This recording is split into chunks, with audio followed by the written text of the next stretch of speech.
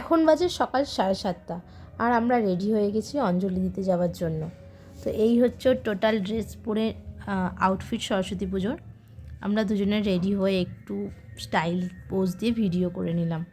আর তারপর চলে এলাম হিয়ার বন্ধুর বাড়ি। ওর বন্ধুর বাড়িতেই সরস্বতী পুজো, আর এরা দুজন হচ্ছে ওর বন্ধু আর বন্ধুর বোন। তো এখানে আমি যখন এসেছি অলরেডি পুজো স্টার্ট হয়ে গেছে। ওরা তো সব কটা বাচ্চা এক জায়গায় জুটেছে, তাই প্রচণ্ড আনন্দ করছিল। গিয়ে থেকেই ওরা খেলে যাচ্ছিলো তিনজনে, ওদের খুব আনন্দ হচ্ছে। তো ওদের আমি তিনজনকেই বসিয়ে দিয়েছি বিছনায়, ওরা বসে বসেই খেলছিল। আর ওর মা করে নিচ্ছিল পুজোর জোগাড়। এখানে অলরেডি পুজো হচ্ছে, পুজোর মধ্যেই ওরা তিনজনে বিছনায় বসে খেলছিল খুব।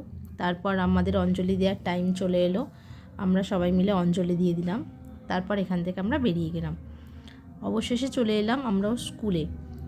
এখানে পুজো হয়েছে, কিছু ছবি ক্যাপচার করে আমরা বেরিয়ে গেলাম আমাদের মাঠে, যেখানে আমাদের অ্যাপার্টমেন্টের নিচে যে মাঠ আছে সে মাঠটি, রবীন্দ্রনগর প্রাইমারি স্কুলের মাঠেই।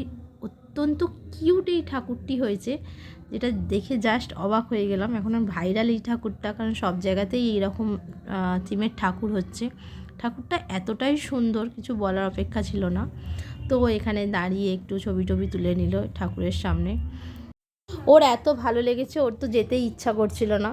তারপরে এখানে বাইরে মাঠে এলাম, এখানে রোদ পড়েছিল, ওর খুব ভালো লাগছিল, সেজন্য একটু ছোটাছুটি করে খেলা করে নিল। তো এবার বাড়ি ফেরার পালা, চলো টাটা।